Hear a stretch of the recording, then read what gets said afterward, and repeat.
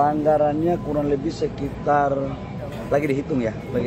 Tapi mulai di 2025 di perubahan anggaran dan 2026 sudah dimasukkan anggarannya. Dari APBN, Pak? APBN, karena itu kan untuk pelayanan masyarakat. Karena apa? Tadi kami melapor kepada Bapak Presiden, ini urusan rakyat kecil di bawah ini nggak bisa kita menghitung secara ekonomi. Jadi dibutuhkan kehadiran negara.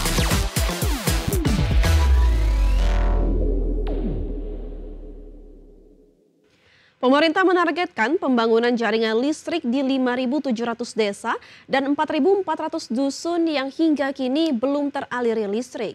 Pemerintah menargetkan program jaringan listrik ini akan tercapai pada 2029 hingga 2030. Pemerintah menargetkan pembangunan jaringan listrik di 5.700 desa dan 4.400 dusun yang hingga kini belum teraliri listrik. Program elektrifikasi desa ini merupakan upaya pemerintah untuk memperluas akses energi ke seluruh pelosok Indonesia. Program ini juga menjadi bagian dari agenda pemerintah untuk memperkuat pertumbuhan ekonomi 2026, sekaligus memastikan keadilan energi hingga ke daerah terpencil. Menteri SDM Bahlil Lahadalia memastikan pendanaan program ini akan bersumber dari APBN, mengingat sifatnya merupakan pelayanan publik. Anggarannya kurang lebih sekitar, lagi dihitung. Tapi mulai di 2025 di perubahan anggaran dan 2026 sudah dimasukkan anggarannya. Dari APBN, Pak? APBN, karena itu kan untuk pelayanan masyarakat. Karena apa? Tadi kami melapor kepada Bapak Presiden, ini urusan rakyat kecil di bawah ini nggak bisa kita menghitung secara ekonomi. Jadi dibutuhkan kehadiran negara. Pemerintah menargetkan program jaringan listrik di 5.700 desa dan 4.400 dusun ini akan tercapai pada 2029 hingga 2030. Dari Jakarta, Tim Liputan IDX Channel. Kita ke informasi pertama, pemirsa. Perekonomian Indonesia diyakini mampu bertahan dari berbagai krisis global berkat penerapan kearifan lokal yang dikenal dengan konsep Sumitronomics. Ketua Dewan Komisioner Lembaga Penjamin Simpanan Purbaya Yudi Sadewa menegaskan pemerintah saat ini mampu membawa pertumbuhan ekonomi yang lebih tinggi dengan 3 konsep yang menyelaraskan pertumbuhan ekonomi yang lebih seimbang. Konsep Sumitronomic yang menekankan pada 3 pilar pembangunan, yakni pertumbuhan ekonomi tinggi, pemerataan manfaat, serta stabilitas nasional yang dinamis diyakini mampu menjadi fondasi untuk mewujudkan pertumbuhan ekonomi yang berkesinambungan. Menurut Ketua Dewan Komisioner LPS Purbaya Yudi Sadewa, secara konsep, penerapan Sumitronomic terbukti efektif saat krisis global 2008 maupun pandemi COVID-19. Pada kedua periode tersebut, Indonesia berhasil pulih cepat karena fokus menjaga permintaan domestik, ketersediaan likuiditas, dan kebijakan yang responsif.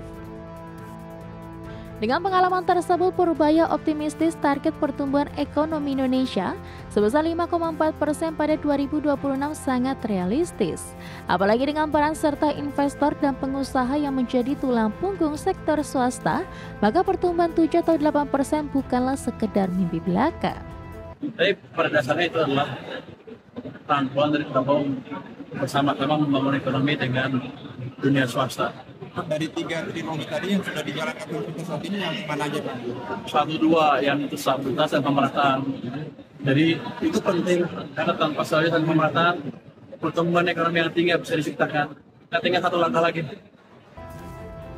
Purbaya menekankan pentingnya mengoptimalkan kekuatan ekonomi daerah khususnya dari sektor pasar, pertanian, UMKM, perkebunan, dan pariwisata.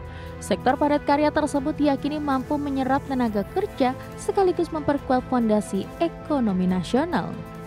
Tim Liputan IDX Channel.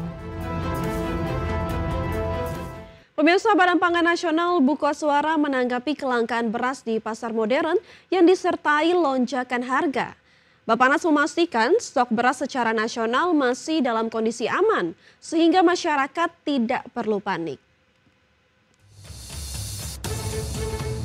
Harga beras yang masih tinggi hingga saat ini terus menjadi sorotan banyak pihak. Badan Pangan Nasional mengklaim bahwa stok produksi beras di tahun ini diperkirakan masih cukup untuk menjaga pasokan dalam negeri. Deputi Bidang Ketersediaan dan Stabilitas Pangan Bappenas I Gusti Ketut Astawa menjelaskan bahwa produksi beras konsumsi sepanjang tahun bisa mencapai 41 juta ton. Dengan angka tersebut maka stok beras nasional tahun ini diklaim aman. Namun dengan fenomena harga beras yang selalu tinggi, Bappenas menilai terjadi penyimpanan stok di tingkat petani yang mengakibatkan stok tak sepenuhnya beredar di rantai distribusi. Yang dilanggar adalah antara janji di kemasan tidak sesuai dengan isi, itu yang dilanggar, bukan masalah harganya. Jadi ini yang harus kita clearkan dulu sekali lagi. Dari sisi produksi sampai akhir Desember dengan asumsi tadi, kami pakai pegangan rata-rata dulu ya karena KSA belum keluar. Jelas itu dengan carryover stok 8 juta dikurangin ada yang ada di Bulog, relatif masih tinggi bro. Artinya kita harus mencari, memang kita juga punya pola penyimpanan yang dilakukan oleh petani kita. Ketut memastikan pihaknya akan terus mendorong pasokan dan distribusi beras tetap terjaga. Bappenas tetap menjaga komunikasi dengan lembaga terkait demi memastikan harga beras tetap dapat terjangkau di masyarakat. Dari Jakarta, Raharjo Patmo, IDX Channel. Anggota Ombudsman RI YK Hendra Fatika menyatakan bahwa pihaknya sudah sejak lama meminta aturan harga eceran tertinggi beras premium dicabut. Menurutnya perlu ada formulasi baru terkait harga beras agar lebih efektif. Saat ini harga eceran tertinggi beras premium masih berlaku sebesar 14.900 per kilogram untuk zona 1. Sementara itu, pemerintah masih memproses penghapusan harga eceran tertinggi untuk beras premium dan medium. YK menambahkan saat itu Bappenas tidak bisa menghapus harga eceran tertinggi karena adanya permintaan dari kepala negara. Meskipun demikian, ia tidak memperpanjang pembahasan ini. Menurutnya pengusaha beras seharusnya tidak dibebani oleh harga eceran tertinggi yang diatur pemerintah. Ia berpendapat bahwa sebagian harga beras premium lebih baik dilepas ke mekanisme pasar. Oleh karena itu, HET premium dan medium layak dievaluasi. Nah, bagaimana cara mengevaluasinya? Pertama yang jelas kita harus pastikan dulu permasalahan inti sebenarnya apa. Nah, pertama persoalan ketersediaan sekarang ini yang jelas produksi beras nasional itu sebetulnya pas-pasan saja. Jadi kalau misalnya produksinya 31 juta ton, konsumsinya 31 juta ton, produksi ataupun ketersediaan beras itu ya hanya untuk mencukupi kebutuhan